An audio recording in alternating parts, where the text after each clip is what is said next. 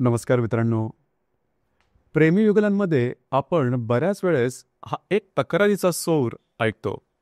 सुरुवातीला जसं प्रेम होतं तसं आता राहिलेलं नाही. सुरुवातीला ज्याप्रमाणे तो प्रेम करायचा, ज्याप्रमाणे लाड करायचा, ज्याप्रमाणे चौकशी करायचा, ज्याप्रमाणे वेळ द्यायचा, जेवढं पारदर्शकता किंवा ट्रान्सपरन्सी दाखवायचा, तेवढं तो आता काही दाखवत नाही. मुलगा सुद्धा अशाच प्रकारच्या काही तक्रारी करत असतो, की सुरुवातीला ती जेवढी व्यवस्थित होती, जेवढे चार्म होते, तेवढं चार्म आता काय राहिलेला नाही.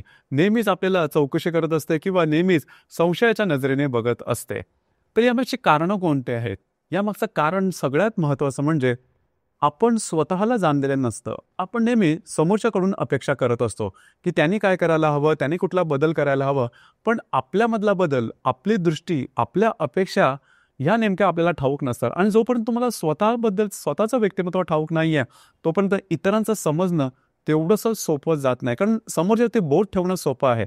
परंतु तुम्हाला तुमच्यामधल्या ज्या कमीपणा आहेत, ज्या खामी आहेत, त्या सुद्धा लक्षात घेणं गरजेचं राहील. तर आजच्या व्हिडिओमध्ये आपण चर्चा करू, की वृषभ राशीचे स्त्री किंवा वृषभ राशीचे पुरुष म्हणजे दोन्ही समजा वृषभ राशीचे असतील, तर त्यांचं जे प्रेम आहे, त्यांची जी रिलेशनशिप आहे, ती कशा प्रकारे पुढे जाऊ शकेल. एकंदरीत त्यांचं व्यक्तिमत्व, त्यांच्या आशा अपेक्षा नेमक्या कशा प्रकारच्या असतात. वृषभ राशीबद्दल सांगायचं झालं तर कालपुरुषाच्या पत्रिकेमध्ये द्वितीय स्थानामध्ये येणारी रास आहे. राशीचा जो स्वामी आहे तो शुक्र आहे. राशीचं जे तत्व आहे ते पृथ्वी तत्व आहे आणि ही जी रास आहे ही स्थिर स्वरूप रास आहे. सगळ्यात पहिली आणि महत्त्वाची गोष्ट जी की वृषभ राशींच्या स्त्री पुरुषांमध्ये दिसून येते ते म्हणजे त्यांचं राहणीमान. आणि सगळ्यात महत्त्वाचं गोष्ट म्हणजे हॅपी गो लकी हा जो नेचर आहे, हा जो स्वभाव आहे, हा स्वभाव या राशीमध्ये अतिशय चांगल्या प्रकारे दिसून येतो. म्हणजेच त्यांच्या संपूर्ण व्यक्तिमत्वाकडे बघून तुम्हाला कधीच समजणार नाही की यांच्या वैयक्तिक नात्यामध्ये किंवा यांच्या वैयक्तिक जीवनामध्ये किती दुःख आहे, किती संघर्ष आहे.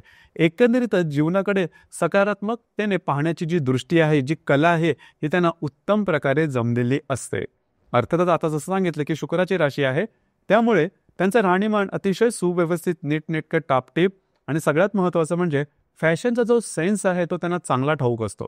म्हणजे कोणत्या प्रकारचे कपडे घातले पाहिजेत, कुठली रंगसंगती असली पाहिजे, स्वतःला समोरच्या समोर कशा प्रकारे प्रेझेंट केलं पाहिजे, याचं ज्ञान त्यांना उपजतच असतं.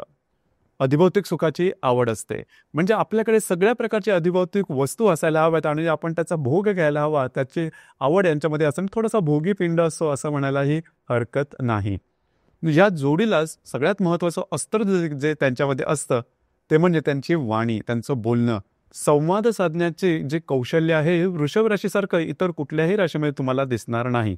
म्हणजे समोरच्याचा मूड, समोरच्याची मानसिकता आणि समोरच्याला कोणत्या गोष्टीमध्ये जास्त रस आहे हे ओळखून त्या विषयावरती बोलणं आणि समोरच्याचा मान ठेवून व्यवस्थितपणे आपलं बोलणं मांडणं, हसत हसत मांडणं, हा जो भाग आहे हा भाग वृषभ राशीमध्ये अतिशय चांगल्या प्रकारे दिसून येतं.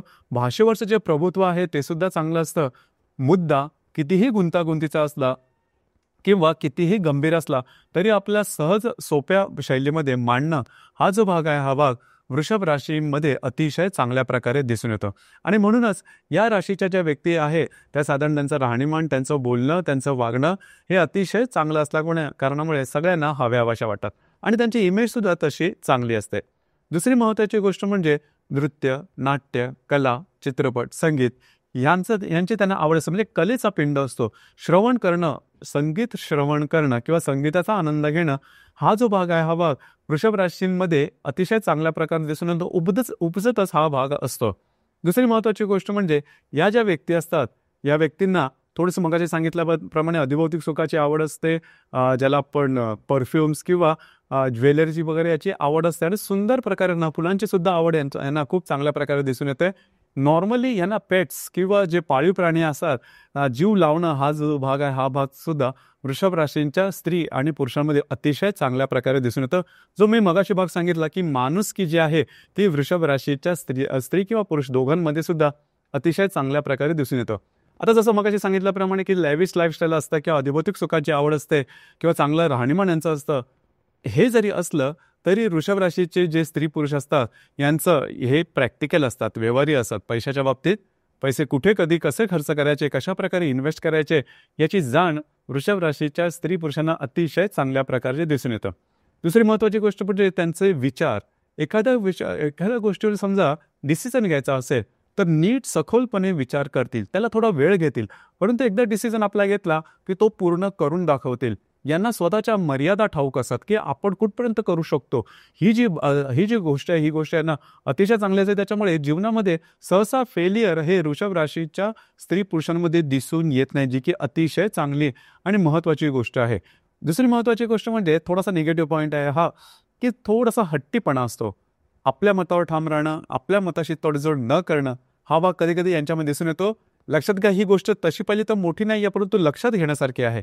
कारण कधी कधी अगदी छोट्या छोट्या गोष्टींचा स्टेटस इश्यू ज्याला आपण म्हणतो, हा भाग त्यांच्यामध्ये दिसून येतो. छोट्या छोट्या गोष्टीवरती मग ते ठाम राहतात, त्याच्याशी तडजोड न करत नाही आणि बातो का बतंगड बनाना जो आपण म्हणतो, हा भाग यांच्यामध्ये थोडा दिसून येतो आणि त्याचा परिणाम कधी कधी नातेसंबंधार्थी अतिशय खोलवर सुद्धा होतो.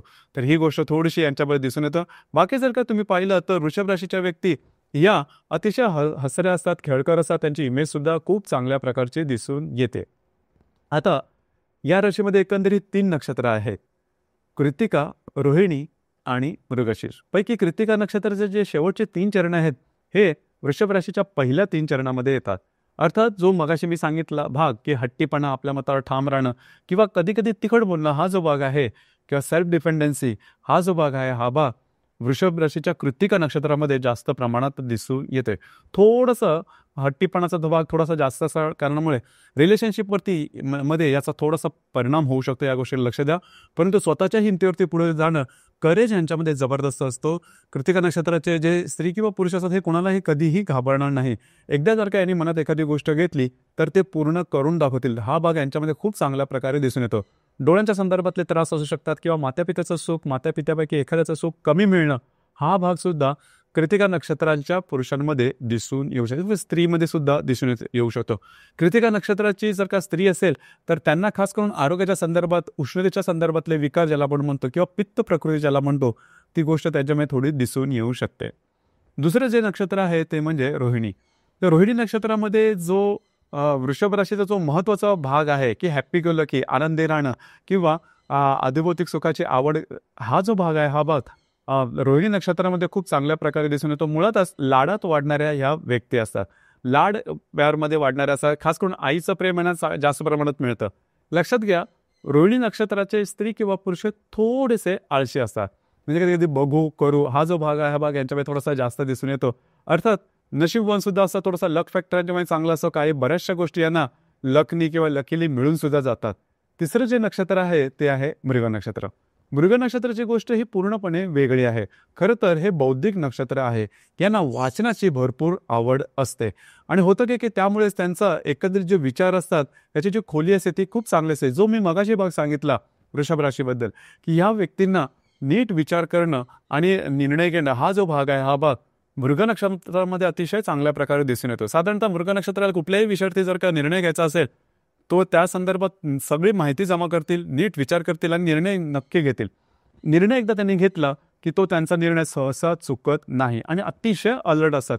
अतिशय छोट्या छोट्या गोष्टींबद्दलची बारीक सारीक माहिती त्यांना चांगल्या प्रकारची असते आणि ते चांगल्या प्रकारे लक्षात सुद्धा ठेवतात आणि अलर्टनेस त्यांच्यामध्ये असल्यामुळे सहसा मृग नक्षत्राचे स्त्री किंवा पुरुष हे फसण्याची शक्यता थोडीशी कमी असते.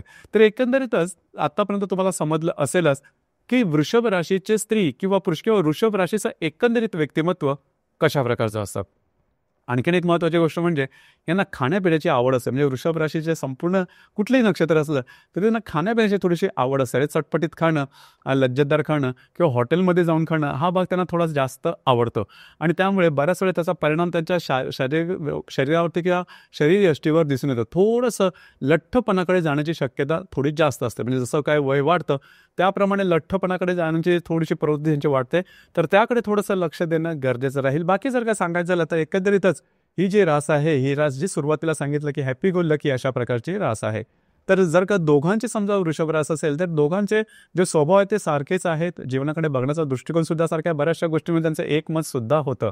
आता अशा कोणत्या गोष्टी आहेत की ज्यामुळे त्यांच्या एकंदरीतच रिलेशनशिपमध्ये प्रॉब्लेम येऊ शकते. तर लक्षात घ्या, सगळ्यात पहिली आणि महत्त्वाची गोष्ट म्हणजे जर का कृत्तिका नक्षत्र दोघांची समजा वृषभ रास असेल, मात्र एकाचं कृत्तिका नक्षत्र असेल आणि दुसऱ्याचं समजा कोणतेही म्हणजे मृग किंवा रोहिणी नक्षत्र असेल तर कृतिका नक्षत्रवाल्यांनी थोडंसं लक्षात घ्यायला हवं की त्यांची जी वाणी असते ती कधी तिखट असते किंवा छोट्या मोठ्या गोष्टींवरती थोडंसं टोक गाठणं किंवा आपल्या मतात ठाम राहणं किंवा गोष्टी थोड्याशा वेगळ्या प्रकारे हँडल करणं, यामुळे तुमच्या नातेसंबंधावर त्याचा खूप सखोल परिणाम होऊ शकतो. आणि कृतिका नक्षत्राचे जे पुरुष असतात ते थोडेसे किंवा स्त्रीसुद्धा थोडेसे संशय असू शकतात आणि त्यात थोडासा जरी संशय असला तरी त्यात तो संशय मोठा व्हायला वेळ लागत नाही. आणि खास करून वृषभ राशीच्या स्त्री असतात की मग खास करून त्या रोहिणी नक्षत्राच्या असतील किंवा मृग नक्षत्राच्या असतील, त्याला शेअरिंग करायला आवडतं. आणि समजा कृतिका नक्षत्राचा पुरुष असेल तर त्यांना ते आवडत नाही किंवा त्यांच्या रिलेशनशिपमध्ये असणारे जे स्त्री आहे, मग ते वृषभ राशीचे असतील किंवा त्या नक्षत्राचे जरी असतील, तरी त्यांनी दुसऱ्याशी बोललेलं त्यांना सहसा आवडत नाही. इथे सुद्धा त्या गोष्टी थोड्याशा वेगळ्या प्रकारे होऊ शकतात. दुसरी महत्त्वाची गोष्ट म्हणजे कृतिका नक्षत्राचे जे स्त्री किंवा पुरुषांची वाणी थोडीशी तिखट असते आणि जर का तुमची तिखट वाणी असेल तर त्रास तुम्हाला होऊ शकतो, याकडे लक्ष देणं गरजेचं राहील. बाकी जर का दुसरा महत्त्वाचा मुद्दा म्हणजे फ्लर्टिंग करणं, म्हणजे स्त्री किंवा पुरुष दोघांपैकी एकाने जरी फ्लर्टिंग केली तर ते मान्य होत नाही. अर्थात या गोष्टी आहेत, या गोष्टीवरती तुम्ही काम करू शकता किंवा त्याला आवर घालू शकता. आणि एकंदरीत सांगायचं झालं तर वृषभ राशीच्या स्त्री किंवा पुरुष जर का रिलेशनशिपमध्ये असेल तर त्यांच्या रिलेशनशिपमध्ये फार काही मोठे प्रॉब्लेम कॉम्प्लिकेशन बघितले जात नाहीत. आत्ता जे काय तुम्हाला सांगितलं त्याच्यावर जर तुम्ही काम केलं तर गोष्टी टोकाच्या होणार नाहीत. आणि जर का तुम्हाला वाटत असेल की या व्यतिरिक्त सुद्धा काही मुद्दे आहेत की ज्यामुळे गोष्टी थोड्याशा टोकाच्या होत आहेत किंवा बरोबर नाही, तर त्याकरता तुमची जी कुंडली आहे पाहणं थोडंसं गरजेचं ठरेल. कारण आत्तापर्यंत जे काय आपण वर्णन केलं हे फक्त आणि फक्त चंद्र राशीवरून केलं. प्रत्येक कुंडलीमध्ये चंद्रा व्यतिरिक्त सुद्धा बाकी ग्रह असतात ते वेगवेगळ्या राशी नक्षत्रात असू शकतात आणि त्याचे परिणाम अर्थातच वेगवेगळे असू शकतात. तर खास करून तुमची कुंडली पाहून त्याद्वारे योग्य ते मार्गदर्शन करता येऊ शकेल. तर मित्रांनो, हे होतं रिलेशनशिपमध्ये दोन्ही स्त्री किंवा पुरुष वृषभ राशीचे असतील तर त्यांचं जे रिलेशनशिप आहे हे कशा प्रकारे पुढे जाईल या संदर्भातली चर्चा. धन्यवाद.